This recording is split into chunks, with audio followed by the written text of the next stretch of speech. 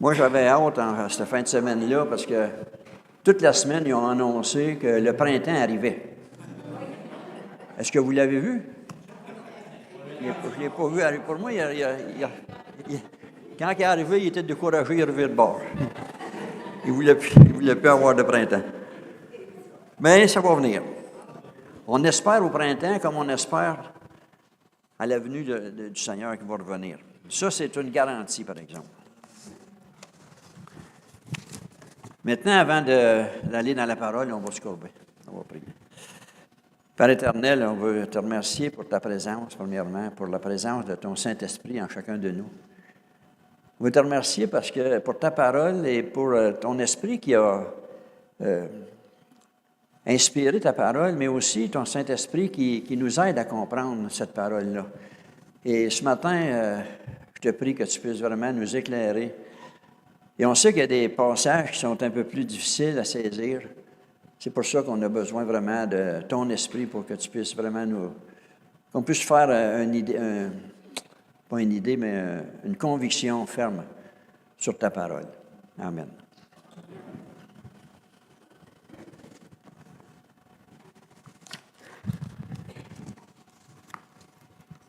Je ne sais pas si vous avez vu sur notre site, d'habitude, on met tout le temps le passage. Je ne sais pas si je l'avais lu, vous avez pris le temps de le lire. Ça n'a pas l'air. Mais moi, j'ai pris le temps de le lire, en tout cas.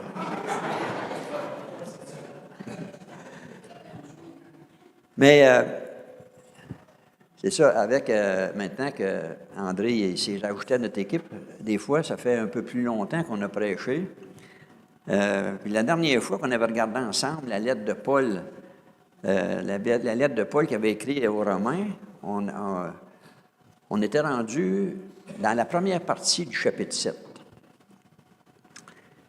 Et c'est là que Paul expliquait que le croyant a été libéré de la loi, que nous ne sommes plus sous son joug. Et pas parce que la loi n'était pas bonne, mais parce qu'il était incapable de produire sa justice en nous dans un corps de pécheurs. Mais la suite du chapitre 7 nous amène à nous poser une question importante. Mais avant de regarder cette question, je vais vous inviter à tourner dans vos Bibles au chapitre 7 de l'Épître aux Romains et de lire ensemble à partir du verset 14 à 25. Fait que la lettre de Paul qu'il a écrite aux Romains, au chapitre 7, et au verset 14, Paul écrit, « Nous savons en effet que la loi est spirituelle, mais moi je suis charnel, vendu au péché.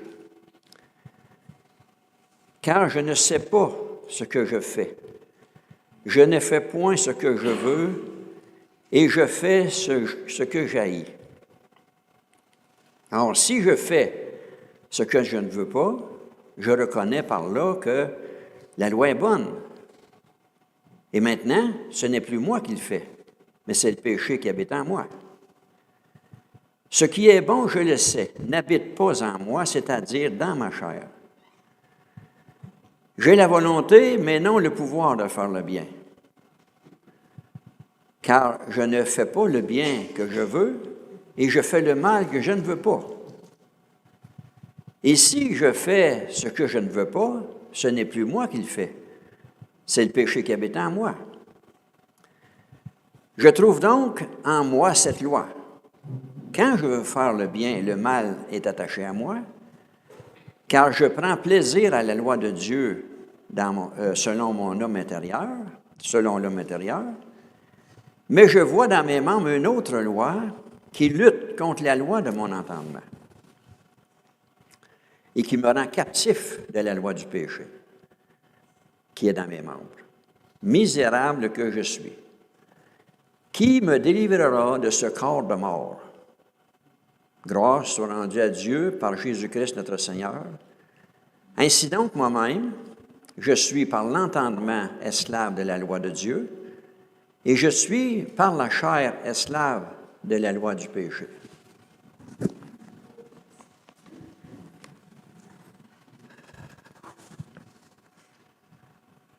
Et maintenant, après avoir lu ce texte, la question, puis c'est sûrement pas la première fois que vous lisez ce texte aussi, la question que plusieurs se posent, c'est qui est cet homme qui est divisé puis découragé dont Paul parle? Est-ce que Paul parlerait de lui-même en tant que croyant avec ses luttes? Parle-t-il d'un chrétien charnel, incapable d'avoir la victoire sur le péché? Ou Paul fait-il la description d'un homme, mais peut-être de lui-même, avant sa conversion, qui avait bien aimé accomplir la loi, mais qui se voyait incapable d'y arriver? Qu'est-ce que vous en pensez?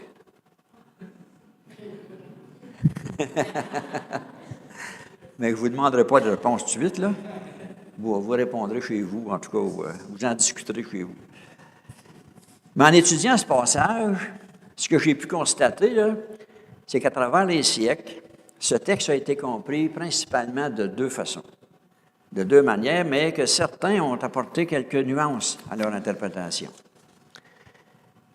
Et parmi les commentaires que j'ai consultés, il y en a un en particulier qui a été écrit à la fin du 19e siècle par un certain Charles Hodge.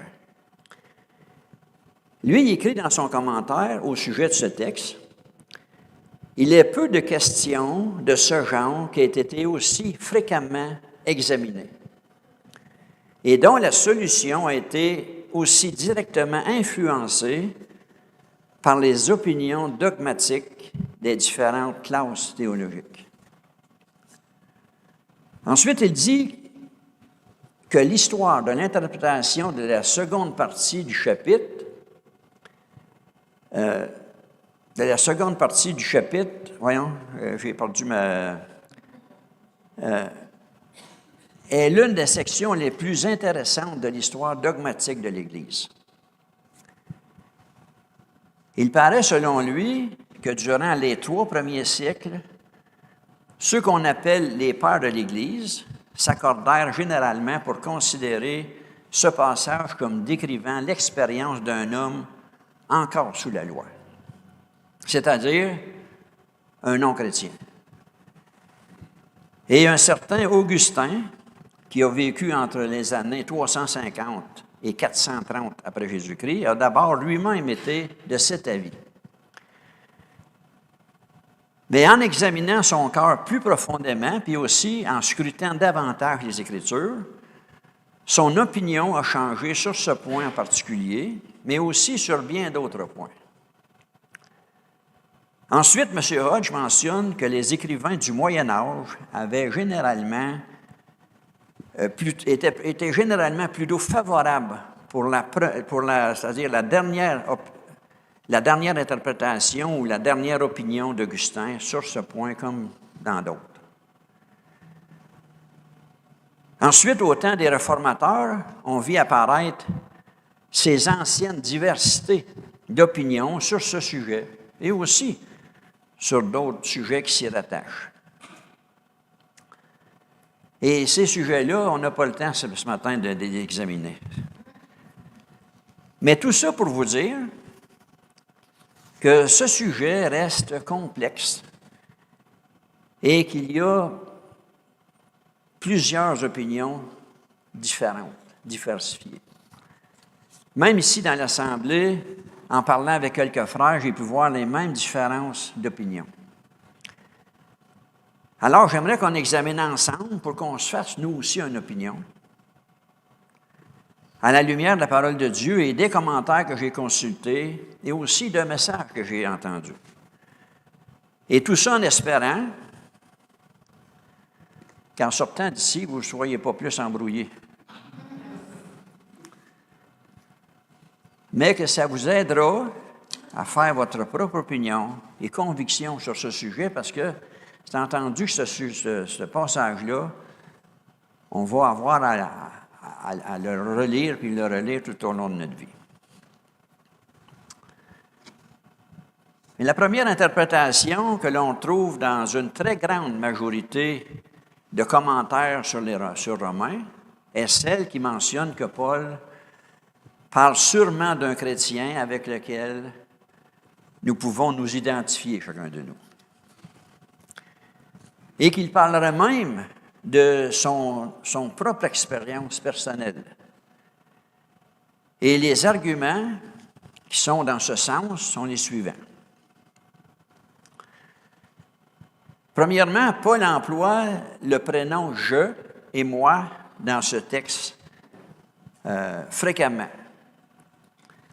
Ce qui semble indiquer que c'est de lui dont il parle. Et de plus, les verbes qui sont au passé dans les versets 7 à 13 et qui passent au présent à partir du verset 14 semblent aussi suggérer une description de la vie de Paul au moment où il écrit. Les versets 19 à 20 décrivent aussi une lutte qui semble correspondre à l'expérience normale de nombreux croyants qui luttent avec la présence du péché dans leur vie. Et que Paul, bien qu'étant un chrétien exemplaire puis zélé, lui non plus n'y ferait pas exception. De plus, la conclusion du chapitre indique bien que le incident du verset 25 semble laisser le chrétien dans un état déchiré entre la loi de Dieu et la loi du péché.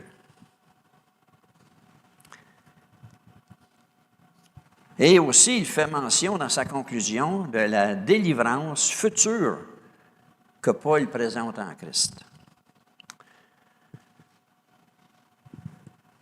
Donc, ce qui veut dire qu'il ne peut s'agir que d'une personne sauvée, régénérée. Il y a aussi la tension entre la chair et l'esprit. Cette lutte correspond à l'enseignement de Galates 5,17, qui dit que la chair a des désirs contraires à ceux de l'esprit. Le croyant possède une nouvelle nature, mais la chair demeure présente. Et certains parlent même de deux natures chez le chrétien.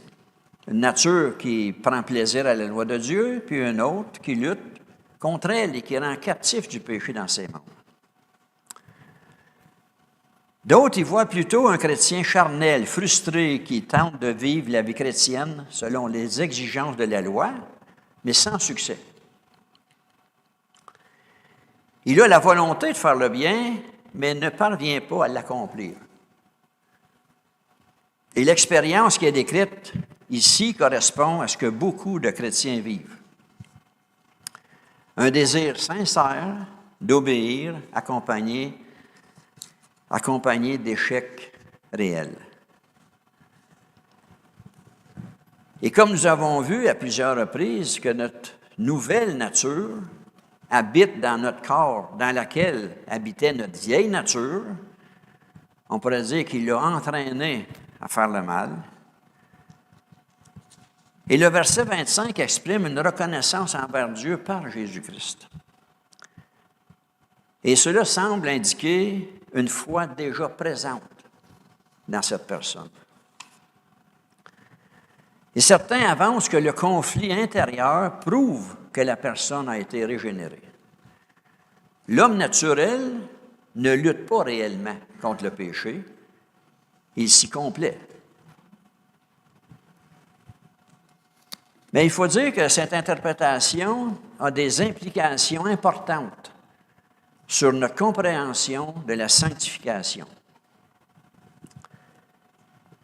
L'avantage de cette interprétation est qu'elle offre un encouragement réaliste dans nos luttes avec le péché, puisque nous ne vivrons jamais une vie parfaitement sans péché sur cette terre.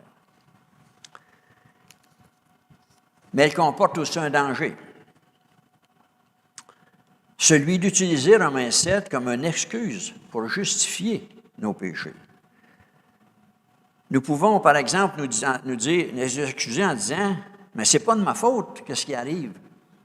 C'est le péché qui avait en moi. C'est comme ça, je fais de même. » Après tout, Paul le dit lui-même, là.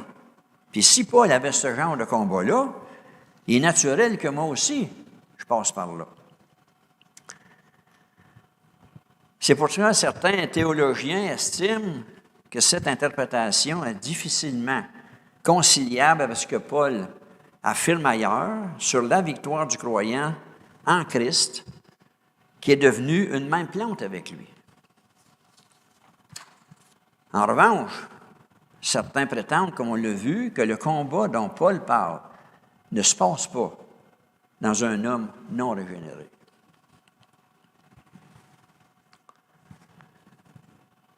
La deuxième interprétation soutient que Paul ne parle pas de sa vie au moment où il écrit, mais de ce qu'il était avant sa conversion, lorsqu'il était sous la loi. Et le « je » représenterait l'homme sincère qu'il était, mais non régénéré, confronté aux exigences de la loi, mais sans la puissance de l'Esprit pour l'accomplir. Et les arguments en faveur de cette interprétation sont aussi nombreuses que la première, et j'en ai relevé quelques-unes. Premièrement, des versets 1 à 13, il parle clairement de la vie sous la loi. Il serait donc naturel que les versets 14 à 25 poursuivent dans le même sens. Paul se décrit comme charnel, vendu au péché, au verset 14, ce qui correspond davantage à ce que Paul a déclaré au verset 5, et qui ne correspond pas à la nature d'un homme régénéré.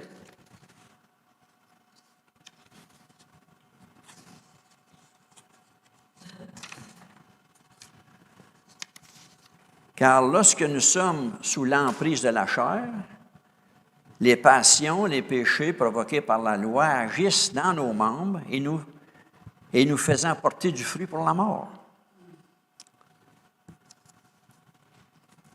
Paul décrit l'état tragique de l'homme sous la loi sincère, zélé, mais perdu. La loi est incapable de changer le cœur humain, ni de lui donner la capacité d'obéir à Dieu. Parce qu'elle a comme fonction, la loi, de révéler le péché, mais pas de délivrer le pécheur. De plus, il n'y a aucune mention du Saint-Esprit dans Romains 7, 14 à 25, alors qu'il est mentionné de nombreuses reprises dans les chapitres 8. Et le contexte immédiat favorise aussi cette interprétation. Selon le chapitre 8, le croyant n'est plus sous esclavage de la loi et du péché, comme il est décrit dans le chapitre 7, comme étant prisonnier, impuissant, dominé par le péché. Et c'est tout un contraste avec ce que Paul affirme dans les chapitres 8, verset 2. En effet, la loi de l'Esprit de vie en Jésus-Christ m'a délivré de la loi du péché et de la mort. On peut dire que celui qui est décrit est impuissant devant le péché, devant la loi. Il est prisonnier. Il trouve la loi attirante, mais il est incapable d'y obéir. Ce qui semble être le cas, non pas d'un chrétien, mais d'un homme non régénéré, encore sous la loi. Et le langage employé est celui d'une défaite et non celui d'une simple lutte contre le péché. Un croyant peut avoir des luttes, mais le péché ne domine pas sur lui, comme Paul le présente dans ce passage. Ce passage décrit l'état d'un homme non converti et non celui d'un homme régénéré. Paul mentionne que dans sa chair n'habite aucun bien. Et le langage employé est celui de la défaite totale, non d'une simple lutte. Et la solution, la délivrance du joug de la loi, ne peut se trouver qu'en Jésus-Christ, au verset 25. Fait que vous avez entendu les deux interprétations. Mais malgré leurs différences, ces deux positions affirment une vérité fondamentale. Sans l'intervention de Jésus-Christ, l'homme est incapable de vaincre le péché. La loi révèle le problème, mais elle ne fournit pas la puissance pour le résoudre. Et le cri du verset 24 résume la condition humaine. « Misérable que je suis, qui me délivrera de ce corps de mort? » Et là, la réponse est glorieuse. Il dit « Grâce soit rendue à Dieu par Jésus-Christ notre Seigneur. » Maintenant, comme je l'ai mentionné au début, la majorité des commentaires préfèrent la première interprétation. Mais il y a beaucoup de commentaires qui vont dans la deuxième. Et là, je repose encore la question, qu'est-ce que vous en pensez, vous? Vous n'êtes pas obligé de me répondre encore. Mais répondez dans vos cœurs.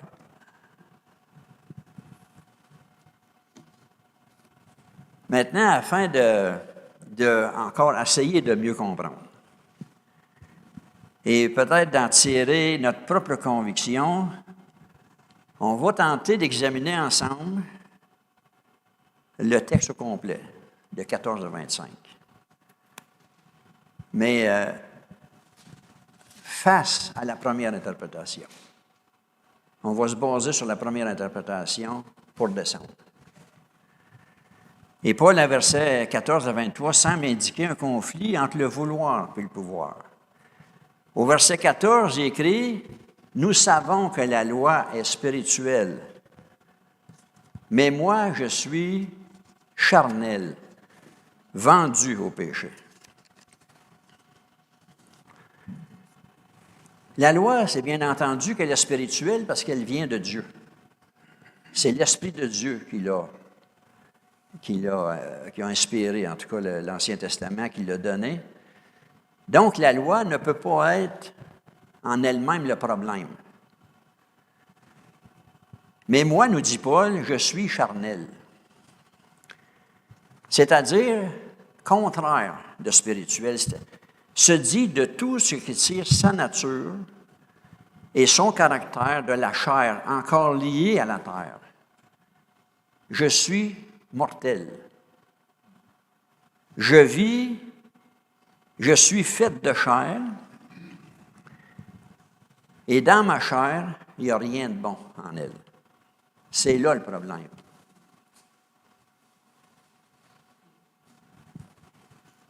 Mais attention, Paul ne dit pas qu'il est dans la chair au même sens que Romains 7,5, que les croyants sont encore captifs de l'impiété de la chair et qu'ils sont encore asservis comme ils l'ont déjà été dans les conditions de non-régénérés.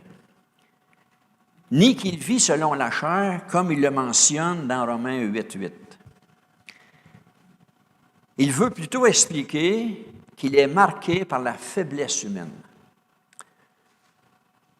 De même qu'il n'est plus dans la chair, on pourrait dire, mais que la chair demeure en lui. Je ne suis plus dans la chair comme autrefois, mais la chair demeure en moi.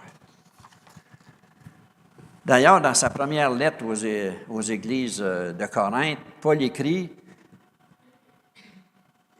c'est-à-dire les Corinthiens au chapitre 3, verset 1, comme des hommes charnels, des enfants en Christ. Ils sont charnels.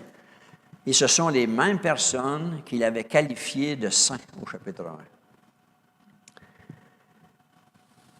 Paul confessera au verset 18, en employant le temps présent, « Ce qui est bon, je le sais, n'habite pas en moi. » C'est-à-dire dans ma chair. Et même en tant qu'apôtre de Jésus-Christ, qu'il a encore son corps fait de chair. Même si l'homme intérieur du croyant était entièrement purifié du péché, il reste que même après sa conversion, le croyant n'est pas encore glorifié. son corps est encore là, sujette au péché, aux tentations. Et pour vous donner un exemple,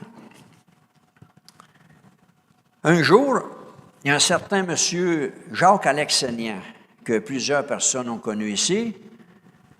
Je ne sais pas si à ce moment-là, j'étais seul ou Yvon peut-être était là. Il nous a raconté que lorsqu'il avait entre 12 et 13 ans, un de ses camarades de classe lui avait dit « Alexanian, t'es rien qu'une brute. » Je ne sais pas si tu as déjà raconté ça. Non. Et je crois qu'il s'est converti, là il avait 12-13 ans, je crois qu'il s'est converti autour de la vingtaine, 19, 20 ans, 21 ans, je ne m'en souviens pas, après avoir émigré aux États-Unis. Par la suite, il a été missionnaire au Québec, il a fondé plusieurs églises, il a fondé le séminaire évangélique baptiste.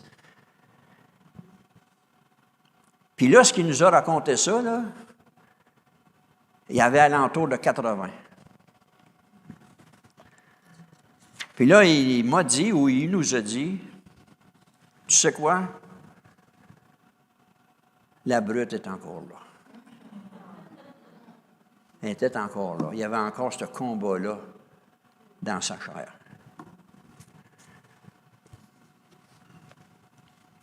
Maintenant, Paul, en utilisant l'expression « vendu au péché », certains ont conclu que la personne dont il était question n'était pas chrétienne.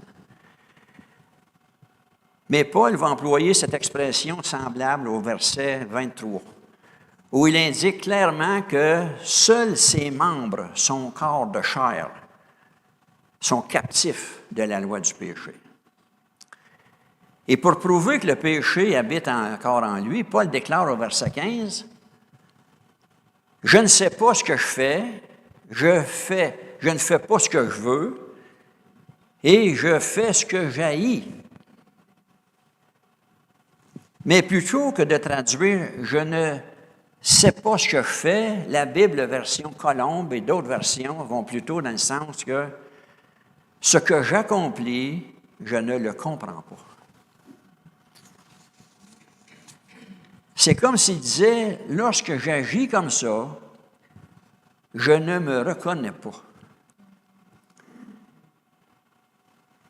Paul veut faire le bien, il aime la loi, il aime Dieu, il l'approuve, il est le péché, puis il tombe. Mais remarquez bien que Paul ne dit pas « je fais le mal, puis j'aime ça ». Il dit « je fais le mal, puis je le haïs, le mal ». Et là, Paul se retrouve à faire des choses qu'il désapprouve lui-même. Ce n'est pas qu'il soit incapable de faire quelque chose de bien particulier, mais en contemplant la grandeur de la loi de Dieu, il doit bien admettre qu'il ne saurait observer parfaitement. Il réalise maintenant combien il est loin de satisfaire à la loi de Dieu parfaitement par sa vie. Et on peut dire que l'esclave du péché ne consiste pas nécessairement en une vie de débauche, mais de l'incapacité à accomplir ce qui est juste et bon. Un homme non régénéré peut aimer intellectuellement la loi, mais il ne peut haïr profondément le péché. Mais on voit ici que l'auteur est attristé, humilié, puis brisé. C'est justement cette douleur qui prouve la vie spirituelle en lui. Tandis qu'un mort, lui, ne connaît pas ce genre de lutte. Alors, Paul nous dit au verset 16, « Si je fais ce que je ne veux pas, je reconnais par là que la loi est bonne. » Ce n'est pas parce que la loi de Dieu n'est pas bonne que Paul ne réussit pas à observer parfaitement, mais simplement parce qu'il ne peut pas le faire de ses propres forces. Et maintenant, dit Paul, ce n'est donc pas moi qui le fais, mais le péché qui habite en moi. Et ici, on pourrait penser que Paul tenterait de se dégager de sa responsabilité. Mais lorsqu'il dit « maintenant donc », on pourrait dire que dans ces circonstances, si tel est le cas, que je sois vendu au péché, sous la puissance du péché et involontairement son esclave, si je fais ce que je désapprouve et que je n'accomplis pas ce que j'aime, il est clair que ce n'est pas proprement dit pleinement moi qui le fais. Ce n'est pas mon véritable moi intérieur, ce n'est pas mon moi régénéré qui le fait. Mes sentiments les meilleurs, ma nature renouvelée est opposée à ce que la loi condamne. Au verset 18, Paul déclare encore « Ce qui est bon, je le sais, n'habite pas en moi, c'est-à-dire dans ma chair. » Et Paul ne fait pas allusion à son moi intérieur à ce moment-là, mais il dit « Bien dans ma chair, le bien n'habite pas. » J'ai la volonté de faire le bien, mais pas le pouvoir.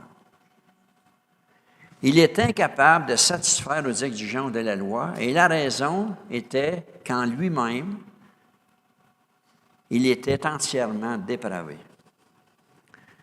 En moi, c'est-à-dire dans ma chair, n'habite aucun bien. Et comme il parle de lui-même, il limite cette déclaration qu'en lui, il n'avait aucun bien. Cela n'était pas vrai, on va dire, dans un sens absolu, en tant qu'un homme renouvelé. C'est pourquoi il ajoute « dans ma chair ». Ce n'était pas dans son intérieur, c'est dans sa chair. Et c'est important ici de constater que Paul ne dit pas « dans mon corps n'existe aucun bien », mais « dans ma chair ». Et Paul emploie souvent cette expression « les œuvres de la chair ». Dans Galates 5,6, il dit de marcher selon l'esprit, et vous n'accomplirez pas les œuvres de la chair. Ce qui veut dire qu'il est possible pour un chrétien d'accomplir les œuvres de la chair. Et dans les versets 19 à 20, c'est comme si Paul voulait revenir sur ce qu'il avait mentionné dans les versets 16 et 17, pour ensuite enchaîner avec le verset 21, puis il dit « Je trouve donc en moi cette loi. Quand je veux faire le bien, le mal est attaché à moi. » Et la loi qui est en lui, ce n'est pas la loi de Dieu, là, mais plutôt comme une manière d'agir que la chair a pris comme habitude de faire. Le péché ne nous domine pas que de temps en temps, mais il intervient continuellement dans notre chair. Une autre loi qui opère pas dans la personne intérieure, mais dans les membres du croyant, dans son humanité régénérée, c'est-à-dire non régénérée. Et pour bien comprendre ici la pensée de Paul, prenons l'exemple d'une loi physique. Elles sont toujours, puis auront toujours le même résultat. Comme par exemple, l'eau va bouillir tout le temps à 100 degrés, puis elle va geler tout le temps à 0. Puis dans nos membres, dans notre chair, il y a aussi une loi, comme Paul le dit, une loi qui nous attire à satisfaire les désirs de notre chair. Ensuite, au verset 22, Paul affirme « Car je prends plaisir à la loi de Dieu selon l'homme intérieur. » Et si ce passage décrit Paul dans sa vie avant sa conversion, comment peut-il affirmer que son homme intérieur prend plaisir à la loi de Dieu? Un non-croyant ne prend pas plaisir en son être intérieur puisqu'il est mort dans ses péchés. Dans 2 Corinthiens 4,16, Paul mentionne que même si notre homme intérieur se détruit, si notre homme extérieur se détruit, notre homme intérieur se renouvelle de jour en jour.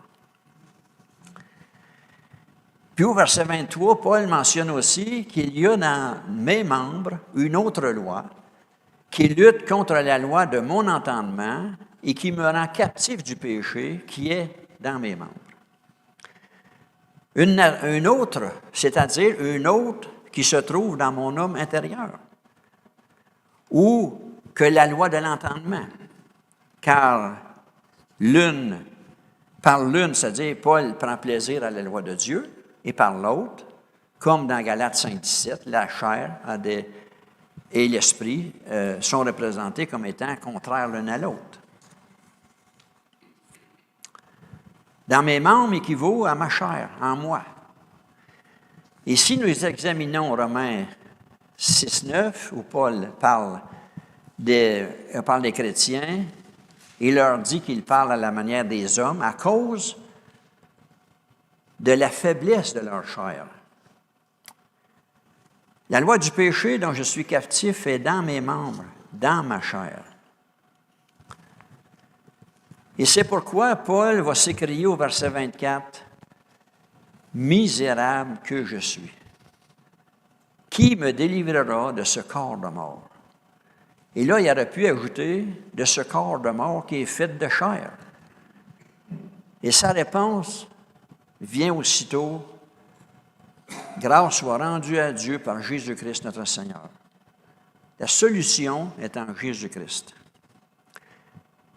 Ainsi donc, moi-même, je suis par l'entendement esclave de la loi de Dieu, et je suis par la chair esclave de la loi du péché.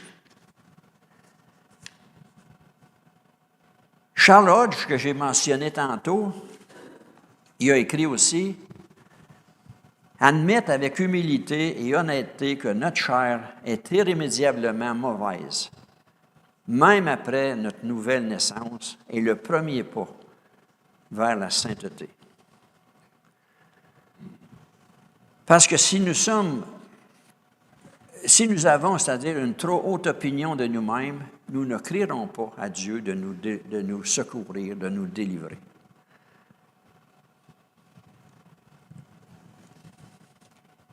Je ne sais pas où est-ce que vous en êtes rendu dans vos réflexions.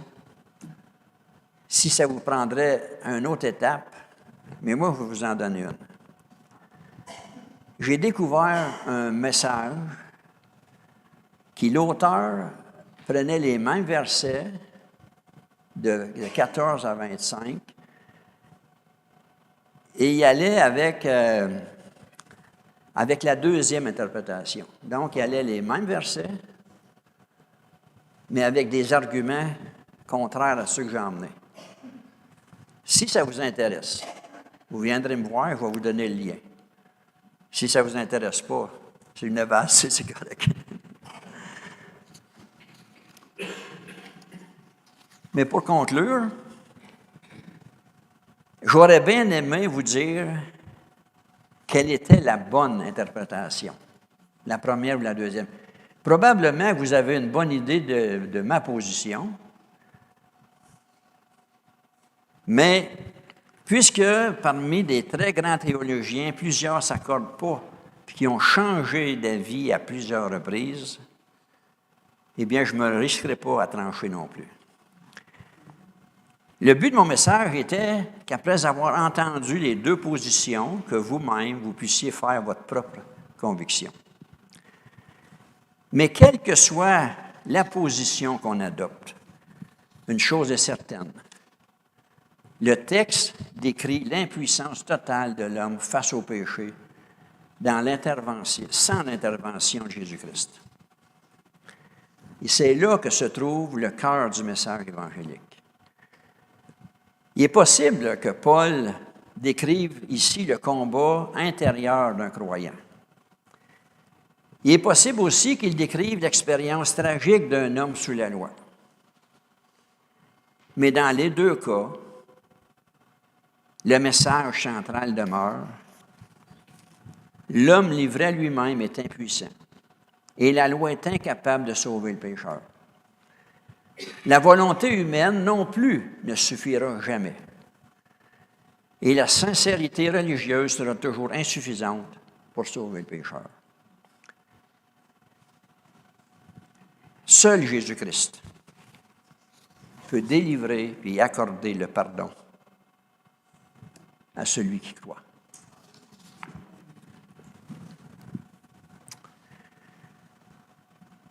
Père éternel, merci pour ta parole, merci pour ton esprit.